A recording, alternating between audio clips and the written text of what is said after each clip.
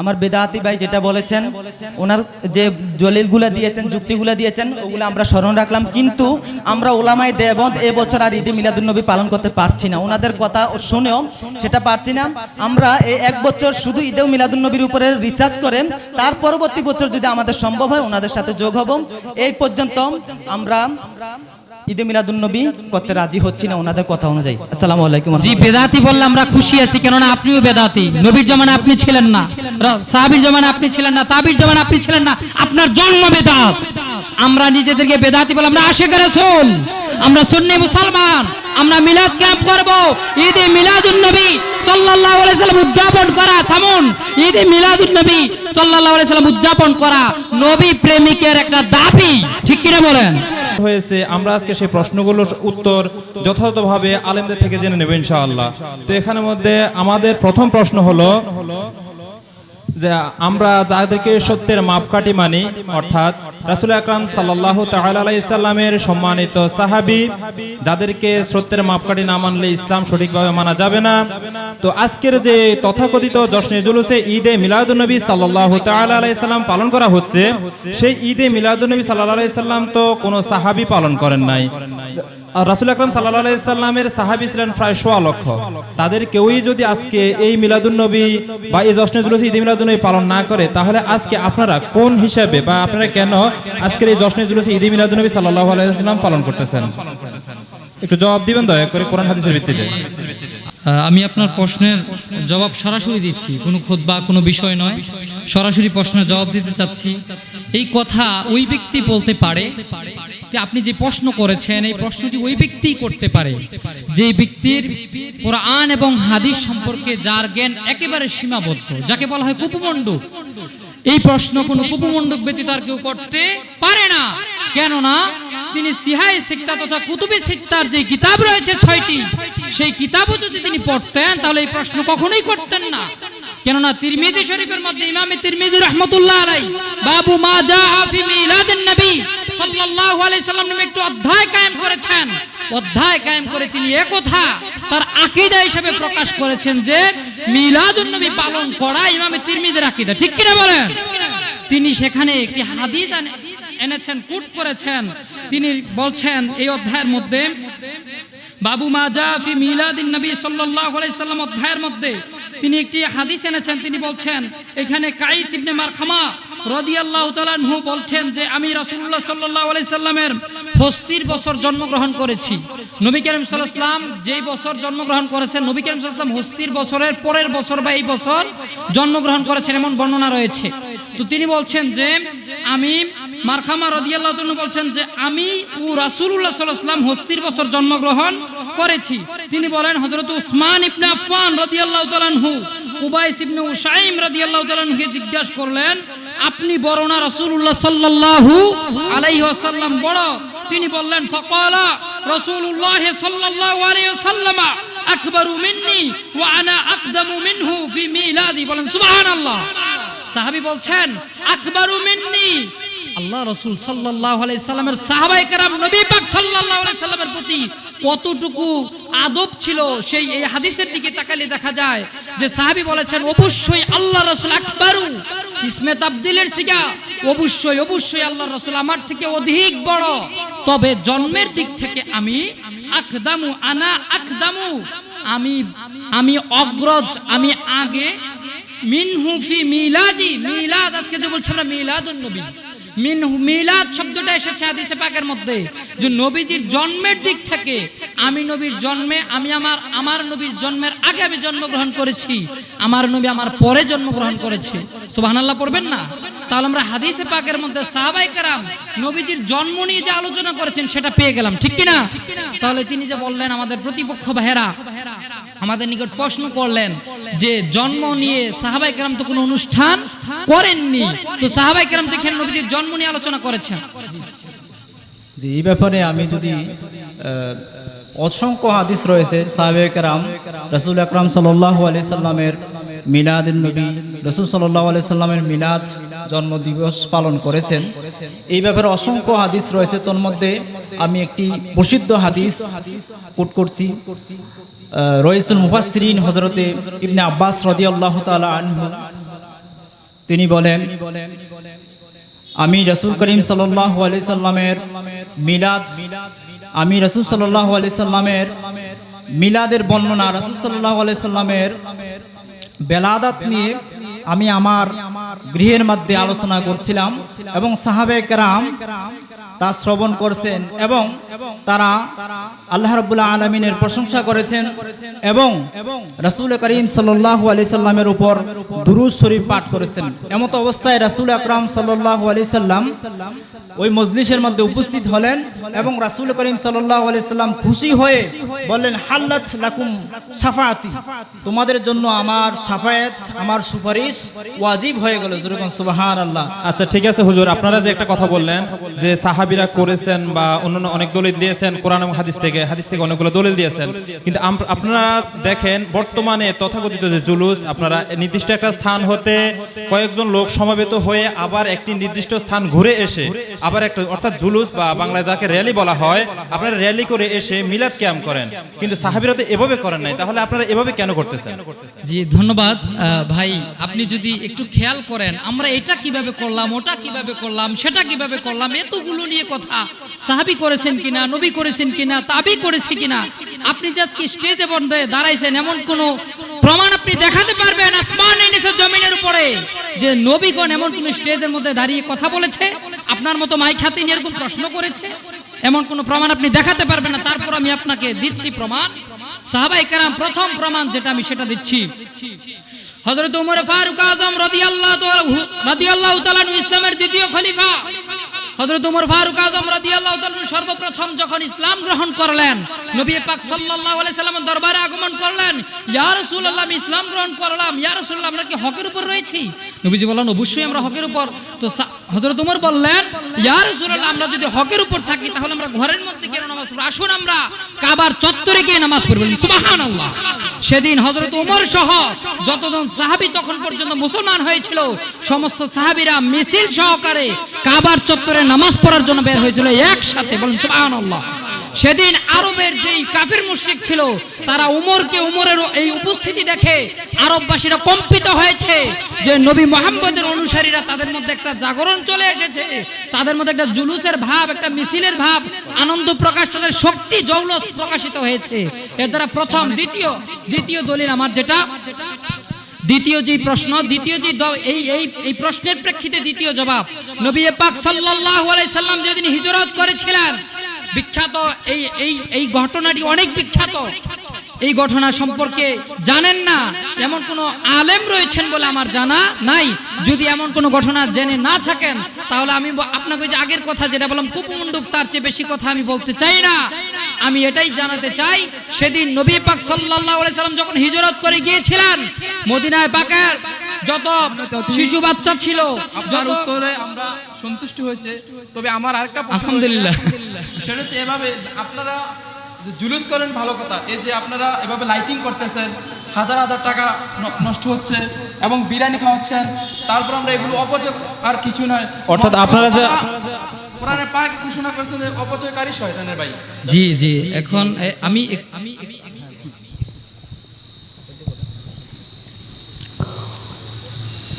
আসসালামু আলাইকুম ওয়া রাহমাতুল্লাহি ওয়া বারাকাতুহু। বিপক্ষের বন্ধুগণ অতি শান্ত এবং সুষ্ঠু ভাষায়, সাবলীল ভাষায় আমাদের কাছ থেকে কিছু জানতে চাচ্ছেন, এতে তাদের জন্য কৃতজ্ঞতা জ্ঞাপন করি। আজকে সারা বাংলায় এই বিষয় নিয়ে ইখতিলাফি মাসালা আছে, এটার সমাধান কল্পে যদি এরকম সুন্দরী একটা আয়োজন হয় তাহলে সব জায়গাতে দ্বন্দ্বের নিরসন হইতো, যেরকম ঠিক কিনা? কিন্তু হয়তোবা হিংসার কারণে, হয়তোবা দলাদলির কারণে, ব্যক্তিত্ব ধরে রাখার কারণে এই সিস্টেমটা হয় না, যার কারণে সারা বাংলায় সমাধানটা হয় না। তো আমি আমার ভাইয়ের প্রশ্নটা নিচ্ছি। আমার ভাই বলেছেন যে হুজুর মিলাদুন নবী সাল্লাল্লাহু আলাইহি ওয়াসাল্লাম এইভাবে আপনারা আয়োজন করেন, লাইটিং আছে, তাবাররুক আছে, অনেক কিছু আপনারা করেন যেগুলা পূর্ব জামানায় ছিল না, আপনারা কেন করেন? এটাই প্রশ্ন। এই প্রশ্নটার জবাব আপনাদের জানার দরকার আছে না নাই? কথা বলেন না, আছে না নাই? জবাব দিতে যে আমি প্রথমত বলবো, মিলাদ এটা করার বিষয় না, মিলাদ এটা উদযাপনের বিষয়। জোরে বলেন কিসের বিষয়? স্মরণের বিষয়, উদযাপনের বিষয়। মিলাদ শব্দটা ওয়ালাদা ইউলিদু উলিদতু ওয়াহিদে মুতাকাল্লিমের সিগা। এর মূল অর্থ হচ্ছে রাসূল পাক সাল্লাল্লাহু আলাইহি সাল্লামের আগমনের কথা অথবা রাসূল পাক সাল্লাল্লাহু আলাইহি সাল্লামের জন্ম বৃত্তান্তগুলো আলোচনা করা। আচ্ছা আপনারা বলেন, নবীজি দুনিয়াতে আসছেন, নবীজি আমাদের মাঝে দিন ধর্ম ইসলামের প্রচার আর প্রসার করে গেছেন। নবীজির কারণে জান্নাত চিনলাম, জাহান্নাম চিনলাম, কোরআন পাইলাম, সব লেবাস সুরুত পাইলাম।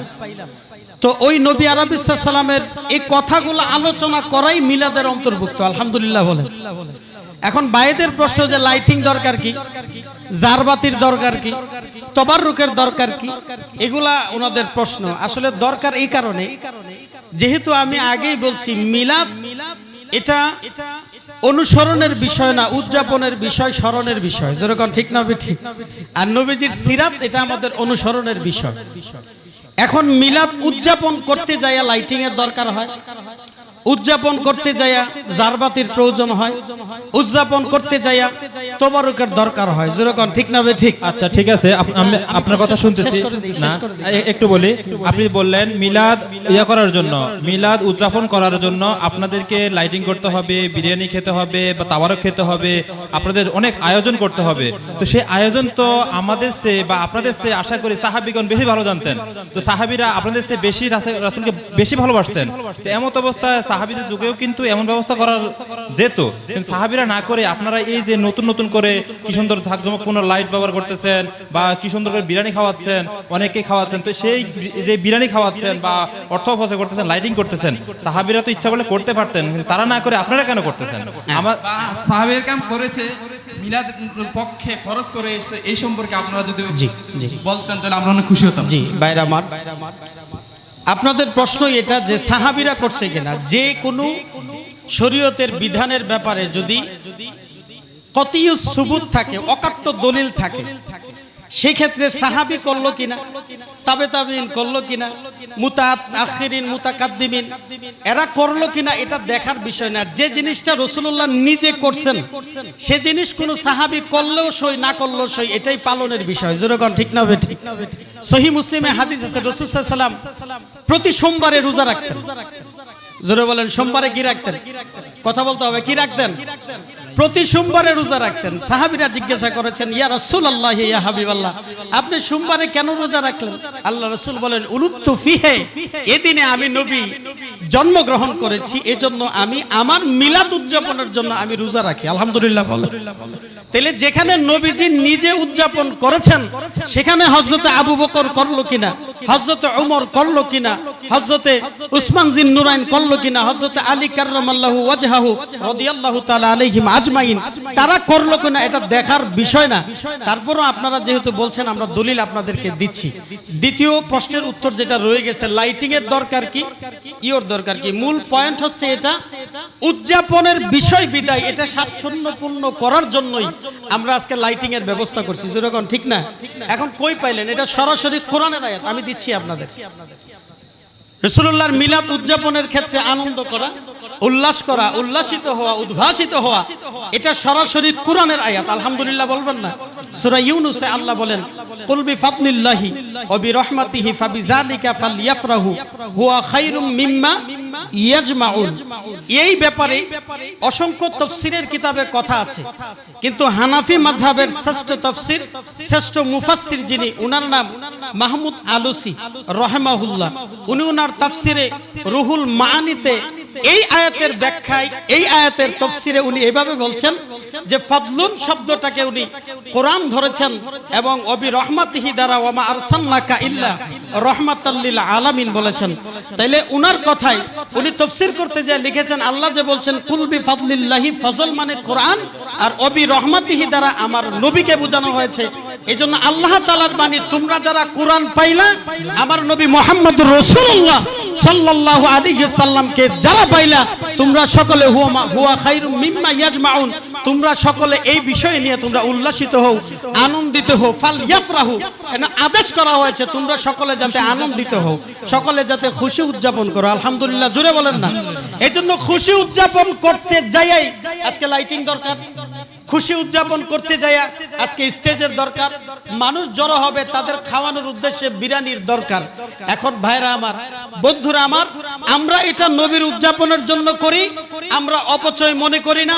মিলাদের পক্ষে বলার কারণে আমরা এটাকে আমল নেকামল মনে করি, আর নেকামল মনে করতে যে আমরা এটা করি এটা সদকার সওয়াব হবে। আর দ্বিতীয় কথা হচ্ছে আমরা অপচয় বলতে আপনারা কি বুঝাইতেছেন? নবীর শানে এত কিছু করবো এটা অপচয় নয়, বরং নবীর বিরুদ্ধে যারা ইউটিউবে এক একটা সুন্দর সুন্দর ভিডিও বুস্ট করে আজকে মানুষের ঈমান হরণ করছে, আমি মনে করি এটাই সর্বশ্রেষ্ঠ অপচয়। জোরগান ঠিক না ঠিক?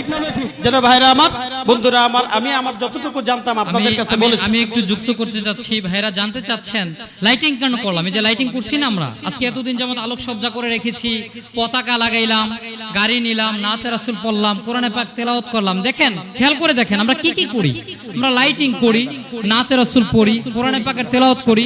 আমাদের এখানে 24 লক্ষ বার দুরূদ শরীফের খতম হয়, 17 বার কোরআন 24 বার অথবা 17 বার কোরআনে পাকের খতম হয়। তারপরে আমরা কি করি, এই লাইটিং এর ব্যাপারটা ওনারা যা বারবার যেটা বলছেন, এতগুলো ভালো কাজের মধ্যে ওনারা একটা খুঁত পাইছেন, সেটা হচ্ছে লাইটিং। আমি একটা প্রশ্ন করতে চাই, আপনি বলছেন সাহাবায়ে কেরাম লাইটিং করছেন কিনা, আপনার কাছে আমি প্রশ্ন করছি, সাহাবায়ে কেরাম কি মসজিদে এসি লাগাইছিল? প্রশ্নের জবাব দিয়ে যাবেন আশা করি। সাহাবায়ে কেরাম যদি মসজিদে এসি লাগায় তাহলে মসজিদে এসি লাগাতে পারবেন, না হলে মৌলভী সাহেব আপনি কখনো মসজিদে এসি লাগাতে পারবেন না, এসি করা গাড়িতে আপনি চলতে পারবেন না। আপনার যে জুব্বা, আপনার যে টুপি, সেই জুব্বা, সেই টুপি, সেই সালোয়ার আপনি যা পরেন তাও কিন্তু সাহাবায়ে কেরাম পরেন নাই। আপনার তাহলে সাহাবায়ে কেরাম যা পড়ছেন তা পড়তে হবে। সাহাবায়ে কেরাম টাইস করা মসজিদে নামাজ পড়েন নাই, আপনি পড়াচ্ছেন। সাহাবায়ে কেরাম ইমামতি করে টাকা পয়সা নেয়নি, আপনি নিচ্ছেন। সুতরাং কথা বলার সময় চিন্তা করে কথা বলতে হবে। আর নবীজির জন্ম আলোচনা নিয়ে সাহাবায়ে কেরাম, আমরা কোরআনের দিকে সরাসরি দেখি, আল্লাহ নবীর জন্ম সম্পর্কে, নবীদের জন্ম সম্পর্কে একটা প্রশ্ন আসে যে জন্ম নিয়ে আলোচনা করা কি ইবাদতের মধ্যে পড়ে কিনা। আমার ভাইরা যে প্রশ্ন করছেন, আমি তাদের প্রশ্নের উপর আরেকটা প্রশ্ন করতেছি, নবীদের জন্ম নিয়ে আলোচনা করাটা ইবাদতের মধ্যে পড়ে কিনা সেই বিষয়টা আমরা একটু কোরআনে পাকের মধ্যে দেখি। নবীদের জন্ম বিষয়ে আলোচনা করা সেটা স্বয়ং সুন্নতে ইলাহি, বলেন সুবহানাল্লাহ। আল্লাহ তাআলা স্বয়ং তার নবীদের পূর্ববর্তী নবী হযরত ঈসা, হযরত ইয়াহিয়া, হযরত ইব্রাহিম, হযরত মূসা, আব্বাজান আদম আলাইহিস সালাতু ওয়াস সালামের জন্ম আলোচনা, তাদের সৃষ্টি সম্পর্কে আল্লাহ আলোচনা করেছেন। আল্লাহ কালামে পাকের মধ্যে ইরশাদ করছেন, সালামুন আলাইহি ইয়াউমা উলিদা ওয়া ইয়াউমা ইয়ামুতু ওয়া ইয়াউমা ইউবআসু হাইয়া। কোরআনে পাক দেখুন, সংক্ষিপ্ততার কারণে আমি সব পড়ছি না, তাহলে এখানে পেলাম নবীদের জন্মের দিনে আল্লাহ সালাম দিচ্ছে, বলেন সুবহানাল্লাহ। নবীদের জন্ম হযরত ঈসা আলাইহিস সালামের জন্মের দিন আল্লাহ সালাম দিচ্ছে। তাহলে নবীদের জন্ম বিষয়ে আলোচনা করা, নবীদের জন্ম দিবস উদযাপন করা, এটা সুন্নতে ইলাহি, স্বয়ং আমার আল্লাহর সুন্নাত। আর কোন প্রশ্ন?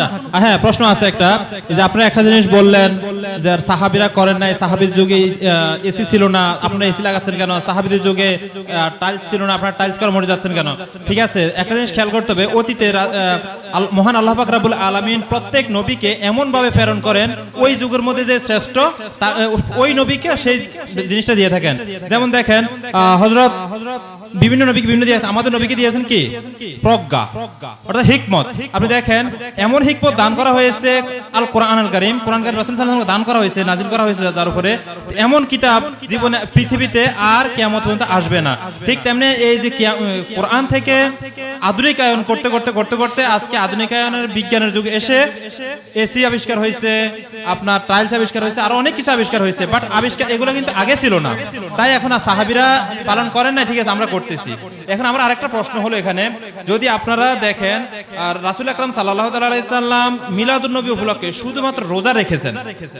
রাসূল আকরাম সাল্লাল্লাহু আলাইহি সাল্লাম মিলাদুন নবী সম্পর্কে শুধু নিজে রোজা রেখেছেন সোমবার, কিন্তু আপনারা যে জিকির আজকার করেন, র্যালি করেন বা আরো অনেক আয়োজন করেন, এগুলো আপনারা কোথায় পাইছেন? এগুলো কোনো সাহাবী তাবি বা এনারা করেছেন বা আপনাদের কি কোরআন হাদিসে এগুলো আছে কি?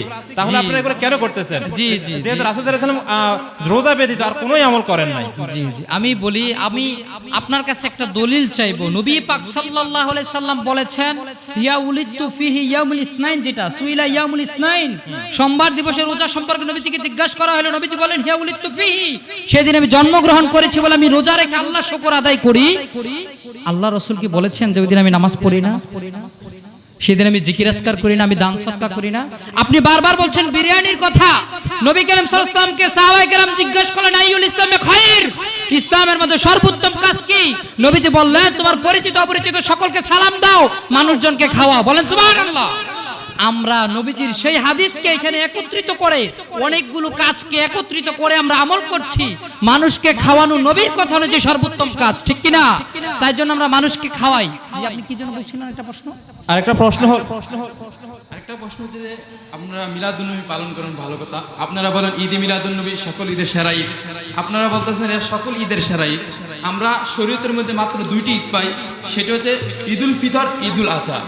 এই দুই ঈদের জন্য নির্দিষ্ট ঈদগাতে যাই, সেখানে নামাজ আছে। কিন্তু আপনারা যে ঈদ বলতেছেন, ঈদের সাথে তো আমরা জানি যে ঈদগাহ হতে হবে, নামাজ পড়তে হবে। আপনারা যে মিলাদুন নবী পালন করেন, এই মিলাদুন নবীতে কোনো নামাজ নাই। নামাজ নাই কেন আপনারা এটাকে মিলাদুন নবী বলতেছেন? জি জি, আমি বুঝতে পারছি। এখানে উনি প্রশ্নটা হলো এটাই যে আপনারা ঈদে মিলাদুন নবী, যেমন আমরা ঈদ বলি, ঈদ অর্থ আনন্দ বা উদযাপন করা। ঈদ কিন্তু দুইটা, একটা হলো ঈদুল আজহা আর একটা ঈদুল ফিতর। ঈদুল ফিতর রমজানের শেষে করা হয়, যা আমরা উদযাপন করি ঈদগাহে গিয়ে নামাজের মাধ্যমে। আর ঈদুল আজহা আমরা উদযাপন করি ঈদগাহে গিয়ে নামাজ পড়ে তারপরে আমরা কোরবানি করে। কিন্তু আপনারা এই যে ঈদে মিলাদুন নবী সাল্লাল্লাহু আলাইহি সাল্লামকে পালন করতেছেন, কোন ঈদগাহে গিয়ে পালন করতেছেন? অথবা ওই ঈদের মিলাদুন নবীতে কত রাকাত নামাজ আছে বা কোথায় কোরবানি করেন? আপনারা এই এটা পাইছেন কোথায়? জি, যে ব্যক্তি বলবে এই দুই ঈদ ব্যতীত আর কোনো ঈদ নেই, আমি বলবো আপনার ঈদ শব্দ নিয়ে কোনো জ্ঞানই নাই, ঠিক কি না? কেননা ঈদ শব্দ সম্পর্কে পৃথিবী বিখ্যাত অভিধান গ্রন্থ এবং কোরআনে পাক, এই দুইটা থেকে আমি ঈদ শব্দের আলোচনা করার প্রয়াস পাচ্ছি। পৃথিবী বিখ্যাত অভিধান গ্রন্থ লিসানুল আরব, ফিরুজুল লুগাত, ফিকহুল মোজামুল ওয়াসিদ, ফিকহুল কামুসুল ফিকহি, এই সমস্ত এছাড়া আরো অনেক অভিধান গ্রন্থ রয়েছে। এই অভিধান গ্রন্থের মধ্যে ঈদ শব্দের ব্যাখ্যা করা হয়েছে।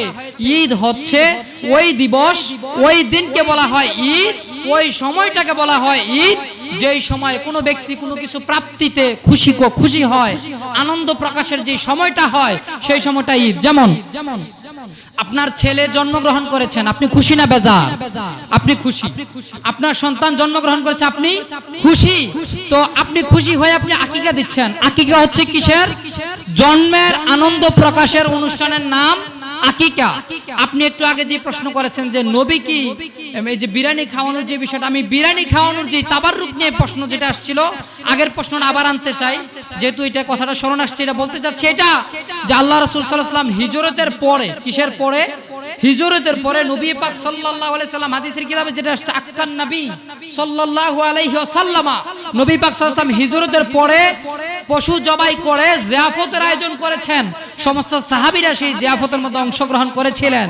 তো এখানে প্রথম কথা, নবীজি কি তার পূর্ববর্তী যেই নবী করিম সাল্লাল্লাহু আলাইহি ওয়াসাল্লামের যে আকিকা, সেটাকে নতুন করে নবায়ন করেছেন। পৃথিবী বিখ্যাত সিরাত গ্রন্থ বেদায়া নেহায়া সহ সমস্ত সিরাত গ্রন্থের মধ্যে রয়েছে Abdul Muttalib, Khawaja Abdul Muttalib, তার দাদাজান নবী পাক সাল্লাল্লাহু আলাইহি ওয়াসাল্লামের দাদাজান সপ্তম দিবসে নবী করিম সাল্লাল্লাহু আলাইহি ওয়াসাল্লামের আকিকা উদযাপন করেছিলেন। আপনি বলবেন যে তখন তো ইসলাম ছিল না, তাহলে আকিকাকে নবীজি নতুন করে করেছেন, যেহেতু আগে ইসলাম ছিল না। ইসলামের পরে নবীজি কি করেছেন? আমি একটা প্রশ্ন করব, তাহলে কি নবী পাক সাল্লাল্লাহু আলাইহি ওয়াসাল্লাম নবী করিম সাল্লাল্লাহু আলাইহি ওয়াসাল্লামের যে বিবাহ, সেটাকে নবায়ন করেছিলেন?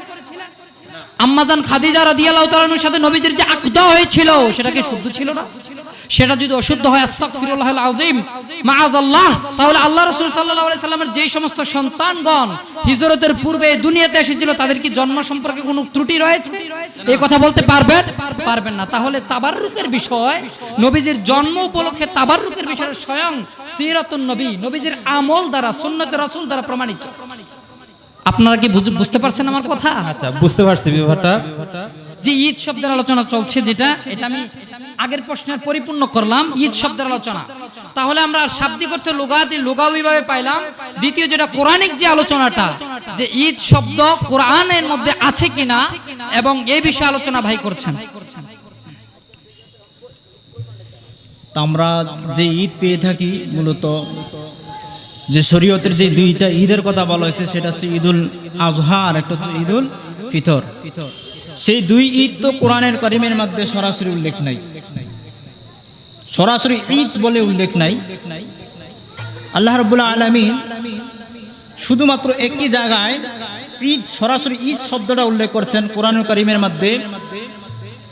হযরতে ঈসা আলাইহিস সালামের উম্মতরা তারা হযরতে ঈসা আলাইহিস সালামের কাছে প্রার্থনা করলেন, হে ঈসা, আপনি আপনার রবের কাছে প্রার্থনা করুন যাতে করে আপনার রব আমাদেরকে আসমানি খাবার প্রদান করেন।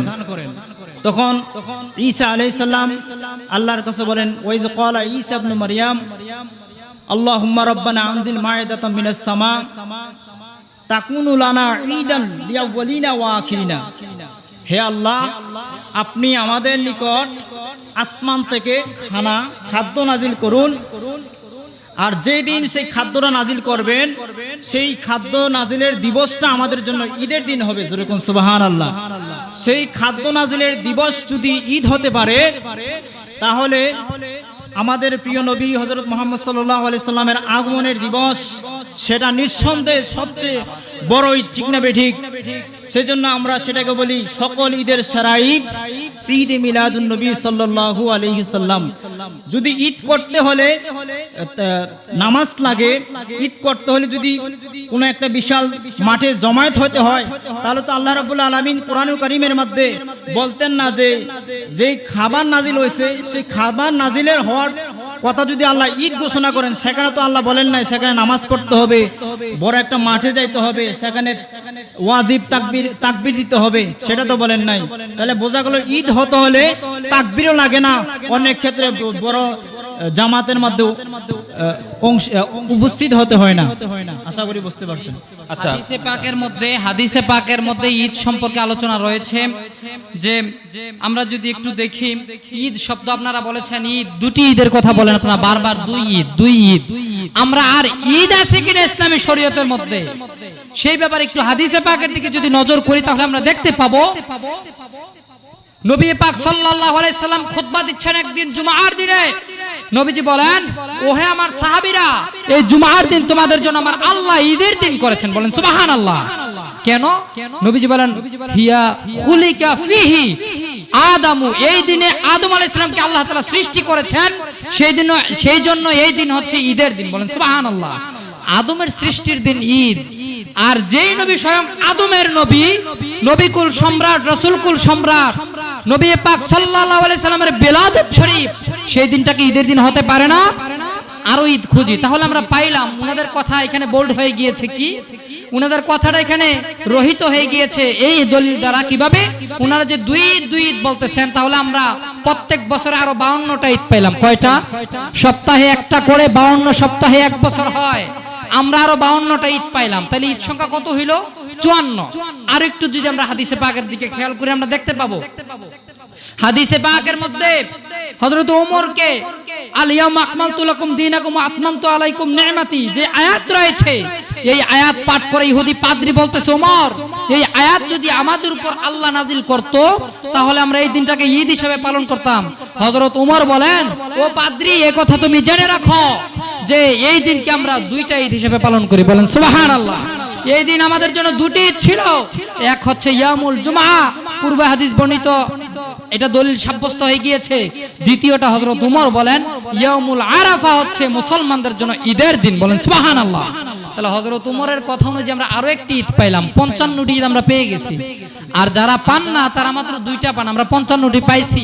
যদি পারেন দলিল দিয়ে 55টি ঈদ থেকে কমান, আরো বহু ঈদ রয়েছে, সেগুলো সংক্ষিপ্ততার কারণে বললা। আচ্ছা, না, একটা কথা যে বললেন যে এক বছর সমান 365 দিন, অর্থাৎ 365 দিনের মধ্যে 5 দিন রোজা রাখা হারাম। কয়দিন রোজা রাখা হারাম? একটা হলো ঈদুল ফিতর, ঈদুল ফিতর, আর একটা হলো কি ঈদুল আজহা, এবং ঈদুল আজহা এর পরবর্তী 3 দিন। তো কয়দিন হলো? মোট 5 দিন। তো এই দুই, এখানে কিন্তু এই 5 দিনের মধ্যে 2 ঈদ কিন্তু উল্লেখ করা আছে, আছে হাদিসের মধ্যে উল্লেখ করা আছে। যদি এই 2 ঈদের কথা উল্লেখ করা থাকে, অর্থাৎ 2 ঈদের দিনেই কিন্তু না রোজা রাখা কি হারাম। যদি 2 ঈদের দিন রোজা রাখা হারাম হয়, অথচ এখানে মিলাদুন নবী উপলক্ষে রাসূল আকরাম সাল্লাল্লাহু তাআলা আলাইহি সাল্লাম শুধুমাত্র রোজা রেখেছেন, আর কোনো আমল করেন নাই। যদি ওইখানে রোজা রাখা হয় আর এখানে ঈদের দিন রোজা রাখা হারাম হয়, তো রোজা রাখলে ঈদ হয় কিভাবে? অথবা ঈদ যদি হয় তো রোজা হয় কিভাবে? প্রশ্ন হচ্ছে এখানে দুইটা।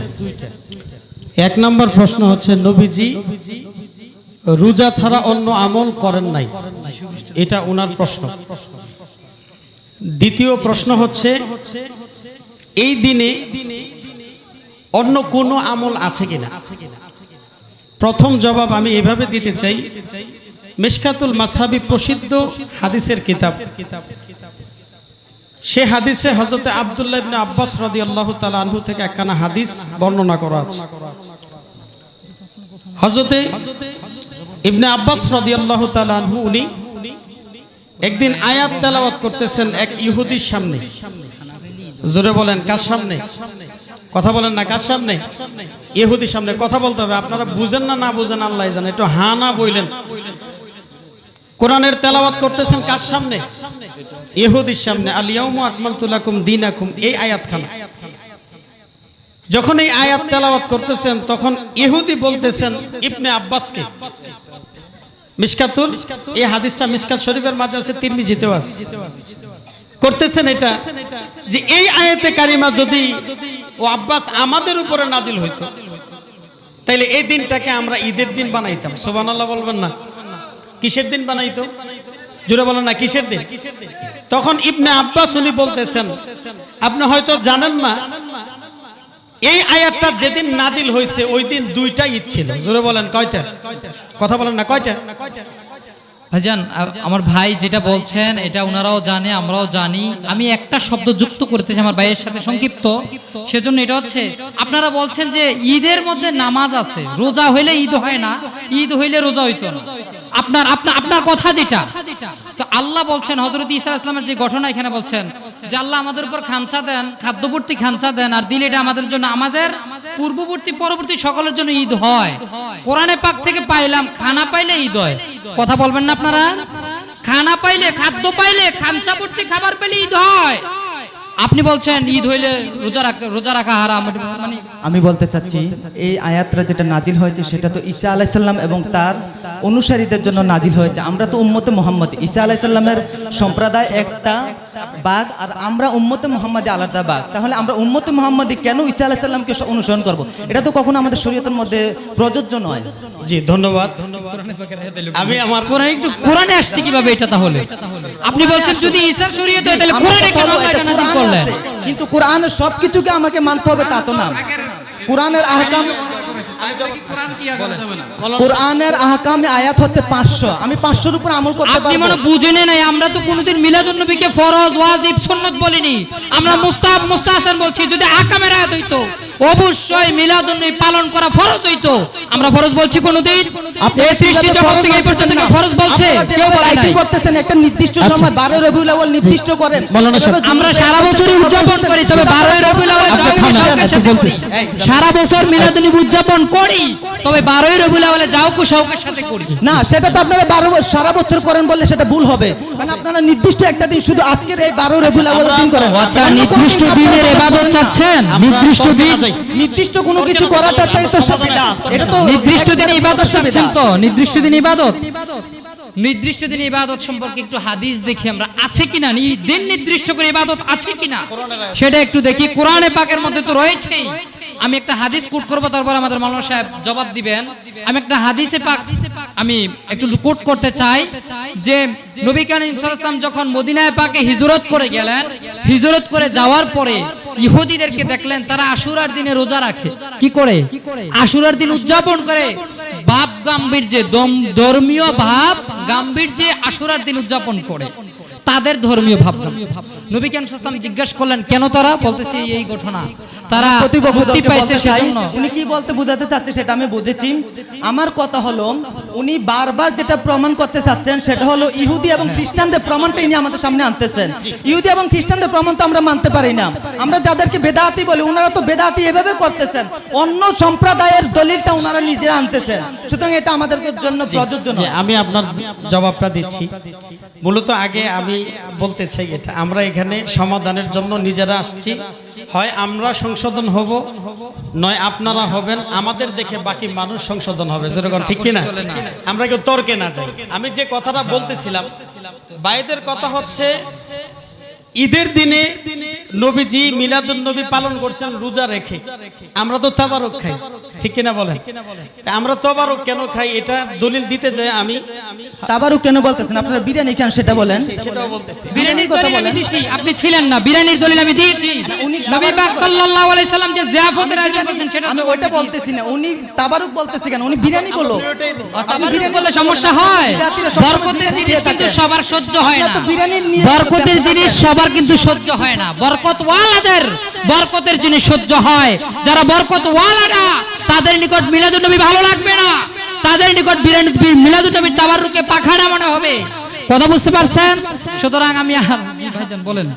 এখন আমি দলিলটা দেই, তারপরে আপনাদের বলার থাকলে বলবেন। জালাল ভাই একই কথা বলতেছি। তাইলে আব্দুল ইবনে আব্বাস রাদিয়াল্লাহু তাআলা আনহু উনি বলছেন এই আয়াতটা আমাদের উপরে নাজিল হয়েছে 2 ঈদের দিন। জোরে বলেন, কয় ঈদের দিন? একটা ছিল জুমার দিন আর একটা ছিল আরাফার দিন। আমি আপনাদের কাছে জানতে চাই এই হাদিস ব্যাপারে আপনাদের কোনো বক্তব্য আছে কিনা?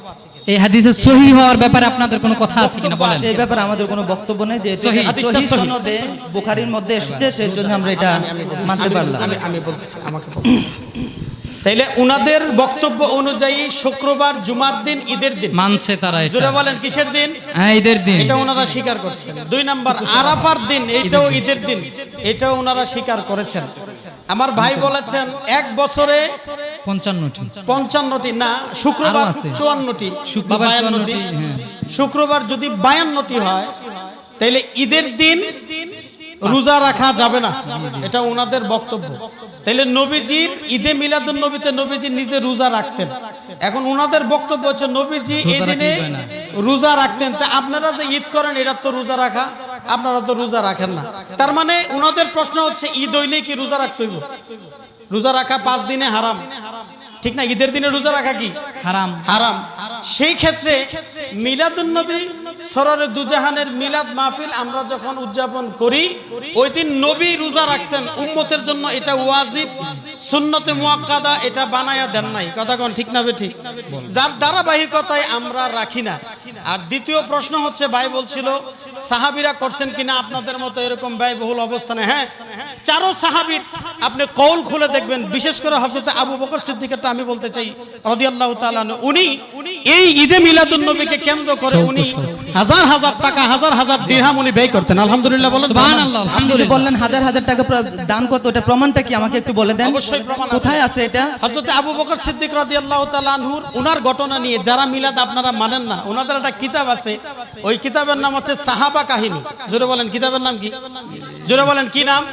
সাহাবা কাহিনী। 233 পৃষ্ঠায় একবার স্পষ্টভাবে, ওখানে যদিও গ্রহণযোগ্য কোনো দলিল উনি দিতে পারেন নাই, কিন্তু উনি কথাটা ওইখানে বলছেন। আলহামদুলিল্লাহ বলবেন না? হ্যাঁ, এই কথাটা উনি ওখানে বলছেন, যদি কিন্তু বলেই এটা থাকেন কাহিনী। হ্যাঁ, এটা তো একটা কাহিনী, এটা কোনো হাদিস আমি একটু বলি।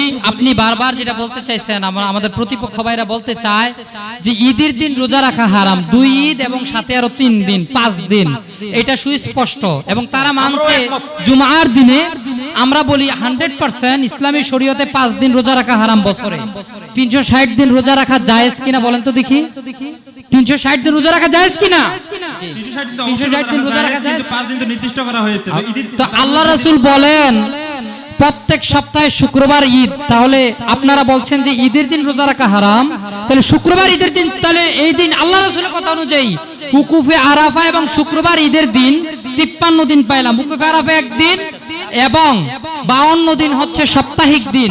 এই 53 দিন তাহলে আপনাদের কথা অনুযায়ী, নবীর কথা অনুযায়ী ঈদ এই 53 দিন, আর আপনাদের কথা অনুযায়ী ঈদ হইলে রোজা রাখা হারাম। তাহলে এটা দ্বারা আপনাদেরকে আমি প্রশ্ন করব যে এই 53 দিন তাহলে তো রোজা রাখা জায়েজ হবে না? ঠিক আছে, ওইটা আমরা মোটামুটি ভাবে আপনারা মানছেন কিনা বলেন? আমরা মানছি, আমাদের ভুল বলেন, স্বীকার করতে হবে, স্বীকার করতে হবে। আপনারা মানছেন কিনা? আমাকে মানতে হবে এমনটা আমি বাধ্য নই।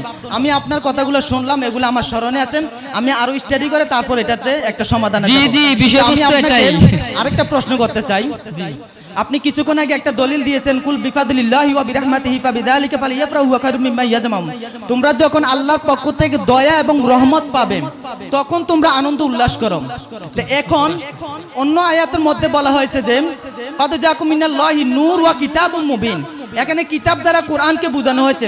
তা আপনারা মিলাদুন নবী রাসূল আসার কারণে, মুহাম্মদ সাল্লাল্লাহু আলাইহি ওয়াসাল্লাম আসার কারণে যদি আপনারা দিবস পালন করতে পারেন তাহলে কোরআনও তো এসেছে। যেমনি ভাবে আল্লাহ বলেন কদ জাআকুম মিনাল্লাহি নূর ওয়া কিতাবুম মুবিন, যেমনি ভাবে মুহাম্মদ সাল্লাল্লাহু আলাইহি ওয়াসাল্লামের কথা বলা হয়েছে অনুরূপভাবে কোরআনের কথা বলা হয়েছে।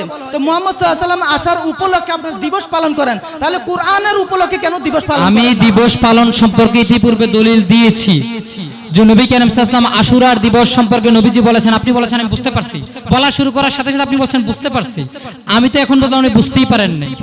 আমি যে শুরু করছি সেটা আপনি বুঝেন নাই। বলবো আপনি বুঝাতে পারেন নাই আমাকে। আপনি বুঝার, বুঝাতে পারেন আপনি নাই বলছেন আমাকে। বুঝতে পারছেন, আপনি বুঝেন নাই। আমি বলছি জি না, দিবস পালন করার ব্যাপারে ওই ব্যক্তি নিয়ে আপনি হয়তো এখানে আসেন নাই, আপনি আমাকে আপনি বুঝাতে পারেন নাই। আপনি আবার আপনি কি জানতে চাচ্ছেন? বুঝি দিবস নাই সেটা পালন কেন সম্পর্কে বলবেন? বলেন। আপনি বুঝাতে পারেন কোরআনের নাই। দিবস তো আমরা কোরআন নাজিলের দিবসকে পালন করি। আমরা লাইলাতুল কদরের রজনী পালন করি কিনা? আমরা লাইলাতুল কদর পালন করি জাওক ও শাওকের সাথে, ধর্মীয় ভাব গাম্ভীর্যে আমরা লাইলাতুল কদর পালন করি কিনা? দুই হাত তুলে বলি করি কিনা? তাহলে কোরআন নাজিলের বিষয়, কোরআন নাজিলের দিবস আমরা পালন করি। ঠিক সেইভাবে আমরা নবীজির আগমনের দিবসও পালন করি। দিবস পালন করা যে জায়েজ সেটা আমি ইতিপূর্বে হাদিসের দ্বারা প্রমাণ করেছি। ঠিক আছে, আপনারা আরেকটা জিনিস আছে। আচ্ছা, আপনারা যে দিবস পালন করেন, আপনাদেরকে একটি প্রশ্ন করা হয়েছে, আপনারা যে দিবস পালন করেন, দিবস পালন করা তো সম্পূর্ণ খ্রিস্টানদের কালচার। যেমন দেখেন 25শে ডিসেম্বর খ্রিস্টানরা যীশু খ্রিস্টের জন্মদিন অর্থাৎ বড়দিন হিসেবে পালন করে। তো আপনারা নির্দিষ্ট দিনের মধ্যে এসে, যেমন 12ই রবিউল আউয়াল আপনারা মিলাদুন্নবী পালন করেন, তাহলে আমি ইতিপূর্বেই, হ্যাঁ জি জি জি জি জি জি জি আমি ইতিপূর্বেই বলেছি নবীর জন্ম সম্পর্কে আলোচনা কোরআন থেকে আমি দলিল দিয়েছি। নবীর জন্ম সম্পর্কে আলোচনা করা আল্লাহর সুন্নত। কার সুন্নত? এখন আসুন, এই ব্যক্তি সেই এই প্রশ্ন ওই ব্যক্তি করতে পারে যে ব্যক্তির জ্ঞানের যে পরিধি সেটার একটা কুয়োর মধ্যে একটা ব্যাঙ পড়ে থাকলে যেমন তার এই কূপটাই হচ্ছে তার পরিধি। এই প্রশ্ন সেই ব্যক্তি করতে পারে যার জ্ঞানের পরিধি একেবারে সীমাবদ্ধ। আমি আপনাকে একটু জানাতে চাই খ্রিস্টানদের এই অনুষ্ঠান কখন শুরু হয়েছে, আমাদের এই অনুষ্ঠান কখন শুরু হয়েছে। পৃথিবী বিখ্যাত কিতাব ইমাম ইবনে কাসির রাহমাতুল্লাহ আলাইহি তার কিতাবের মধ্যে বিদায়া নিহায়াত 13তম খণ্ডের 136 পৃষ্ঠার মধ্যে এই আলোচনা করেছেন। ইমামে যাহাবি তার কিতাবের মধ্যে আলোচনা করেছেন। ইমামে সুয়ুতি তার কিতাবের মধ্যে আল হাউলিল ফতোয়ার মধ্যে এই আলোচনা করেছেন।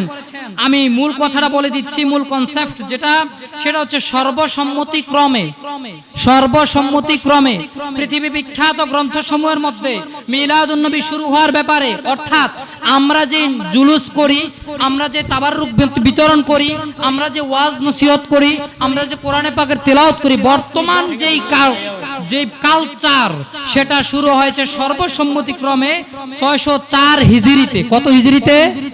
জোরে বলেন সুবহানাল্লাহ, আরো জোরে বলেন সুবহানাল্লাহ। আচ্ছা ঠিক আছে, 604 হিজরিতে, 604 হিজরিতে আমি জবাব দেওয়ার পরে প্রশ্ন করবেন।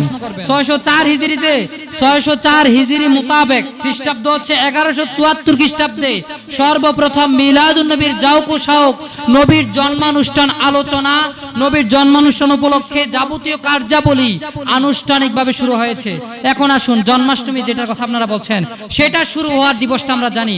আপনি তো, আমি বলবো সামান্যতম লেখাপড়া খাবারও যদি কোনো ব্যক্তি করে তাহলে তার সেটা জানার কথা।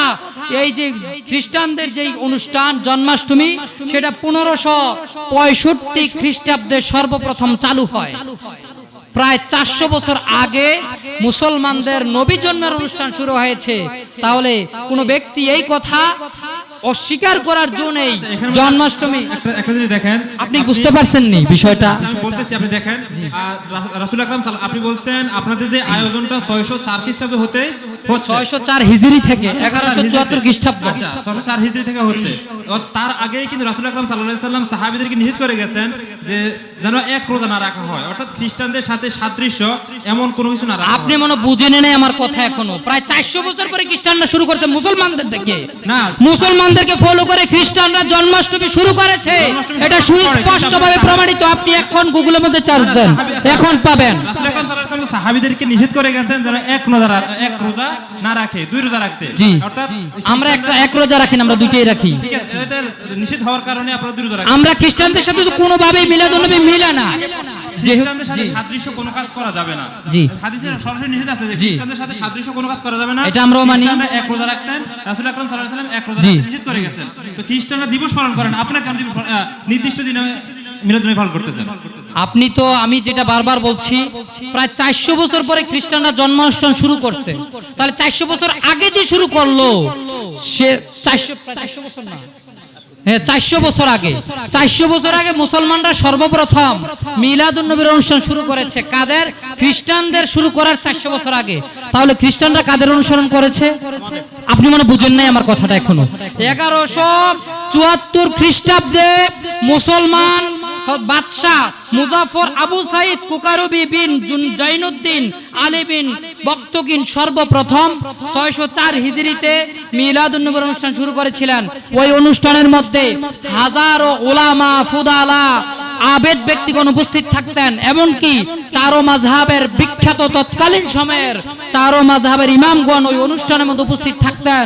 ইমামে যাহাবি বলেন, বিদআতীদেরকে বলতে চাচ্ছি, আপনি যতগুলো দলিল দিচ্ছেন ওগুলো হচ্ছে ইতিহাসের দলিল দিচ্ছেন। সুতরাং আমরা ইতিহাসের পক্ষে নই, আমরা কওলে রাসূল অথবা ফেলে রাসূল, কওলে রাসূল ফেলে রাসূল দিয়ে মিলাদুন্নবী ইতিপূর্বে প্রমাণিত হয়েছে। আগে আমার কথা শুনেন, আমরা ইতিহাসের সাক্ষী, আমরা ইতিহাস প্রমাণে আমরা কোনো আমল করতে চাই না। আস্তাগফিরুল্লাহ। আল্লাহ তাআলা কোরআনে পাকের মধ্যে ইতিহাস আলোচনা করেছেন। শরীয়তের মাত্র 500 আয়াত কোরআনে পাকের মধ্যে রয়েছে। কোরআনে পাকের মধ্যে বাকি যে আয়াতগুলো রয়েছে সেগুলো কিসাস, পূর্ববর্তী নবীদের ঘটনা সম্পর্কে, পূর্ববর্তী নবীদের থেকে শিক্ষা গ্রহণ করে আমাদেরকে আমল করতে হয়। সেজন্যই আল্লাহ বলেছেন আল্লাহ অপ্রয়োজনীয় কোনো জিনিস সৃষ্টি করেননি। তাহলে আল্লাহর কথা কি অপ্রয়োজনীয় কথা? আস্তাগফিরুল্লাহ, মাআযাল্লাহ। আপনাদের বোধগম্য হয় না, এইজন্য আমরা দায়ী নই। এই বেদাতি ভাই যেটা বলেছেন যে ইতিহাস আল্লাহ কোরআনে করেছেন, আল্লাহর ইতিহাস করা আর মানবী ইতিহাসের মধ্যে রাতে দিনে পার্থক্য, এটাই তিনি বুঝতেছেন না। তাহলে আপনি মানবীর ইতিহাসের মধ্যে আপনি রাখেন, আপনার বাবা আপনার মায়ের যে বিবাহ হয়েছে সেটা আপনি উপস্থিত ছিলেন, সামনে ছিলেন। আপনি বেদাত নাসে কতি দ্বারা প্রমাণ করতে পারবেন আপনার বাবা মা, আপনি যে জন্ম হয়েছেন আপনার বাবাই যেটা সেটা প্রমাণ করতে পারবেন? আপনি পারবেন না। সেটা ইতিহাস, আপনার মা বলেছে এটা আপনার বাবা, আপনি স্বীকার করেছেন। আপনার মা বলেছে এটা আপনার বাবা, আপনি স্বীকার করেছেন। যদি ইতিহাস ব্যক্তিদেরকে যদি না মানেন, পৃথিবী বিখ্যাত ইমামদেরকে যদি না মানেন, আল্লাহ বলেছেন মানার জন্য, কোন মা সাদিকিন সত্যান্বেষীদের অনুসারী হওয়ার জন্য। আমরা হচ্ছি আতিউল্লাহ ওয়া আতিউর রাসূলা উলিল আমরি মিনকুম, আল্লাহ বলেছেন ইমামদের অনুসরণ করার জন্য আমরা মানছি। আপনারা বুঝেন না কোরআনে পাক, মাথার মধ্যে কিছু নিয়ে কোরআন পড়বেন, হুব্বে রাসূলের চশমাটা চোখে লাগিয়ে কোরআন পড়বেন, না হয় কিন্তু বুঝে আসবেন। আল্লাহ কোরআনে পাকের মধ্যে বলেছেন ইউদিল্লু বিহি কাসীরা ওয়া ইয়াহদি বিহি কাসীরা, এই কোরআন পড়ে অধিকাংশ মানুষ পথভ্রষ্ট হবে, এই কোরআন পড়ে আবার অধিকাংশ মানুষ হেদায়েত প্রাপ্ত হবে। আলহামদুলিল্লাহ। আমার বেদাতি ভাই যেটা বলেছেন, ওনার যে দলিলগুলো দিয়েছেন, যুক্তিগুলো দিয়েছেন, ওগুলো আমরা স্মরণ রাখলাম। কিন্তু আমরা ওলামায়ে দেওবন্দ এবছর আর ঈদে মিলাদুন্নবী পালন করতে পারছি না, ওনাদের কথা শুনেও সেটা পারছি না। আমরা এই এক বছর শুধু ঈদে মিলাদুন্নবীর উপরে রিসার্চ করে তার পরবর্তী বছর যদি আমাদের সম্ভব হয় ওনাদের সাথে যোগ হব। এই পর্যন্ত আমরা ঈদে মিলাদুন্নবী করতে রাজি হচ্ছি না ওনাদের কথা অনুযায়ী। আসসালামু আলাইকুম। জি, বেদাতি বললে আমরা খুশি আছি, কেননা আপনিও বেদাতি। নবীর জামানায় আপনি ছিলেন না, সাহাবীর জামানায় আপনি ছিলেন না, তাবির জামানায় আপনি ছিলেন না, আপনার জন্ম বেদাত। আমরা নিজেদেরকে বেদাতি বলে, আমরা আশিক রাসূল, আমরা সুন্নি মুসলমান, আমরা মিলাদ ক্যাম্প করব, ঈদে মিলাদুন নবী সাল্লাল্লাহু আলাইহি সাল্লাম উদযাপন করা। থামুন, ঈদে মিলাদুন নবী সাল্লাল্লাহু আলাইহি সাল্লাম উদযাপন করা নবী প্রেমিকের একটা দাবি, ঠিক কিনা বলেন? আসসালামু আলাইকুম ওয়া রাহমাতুল্লাহি ওয়া বারাকাতুহু। সম্মানিত উপস্থিতি, আমরা শেষ পর্যায়ে এতটুকু কথা বলতে চাই, আমরা জিনিস ওনারা যে প্রশ্নগুলো করেছেন এগুলো আমরা বোঝানোর জন্য সচেষ্ট ছিলাম, চেষ্টা করেছি, যেরকম ঠিক না ঠিক। এত ওনারা যদি এটা না বুঝে আমাদের কিছু করার নাই, আমরা পক্ষে দলিল দিয়েছি, ওনারা আমাদের ম্যাক্সিমাম দলিল মেনেছেন, যেরকম ঠিক না ঠিক। অতএব আমরা সদা সর্বদা ওনাদের বিতর্কিত প্রশ্নের সমাধান দিতে সচেষ্ট আছি। যখন যে অবস্থানে, যে কোনো ময়দানে আমাদেরকে যে অবস্থানে জানতে চাইবেন আমরা তার উত্তর দিতে রাজি আছি ইনশাআল্লাহ। আপনারা আছেন তো ইনশাআল্লাহ? আল্লাহ আমাদের সবাইকে কবুল মঞ্জুর করুন, জোরে বলি আমিন। আসসালামু আলাইকুম ওয়া রাহমাতুল্লাহ।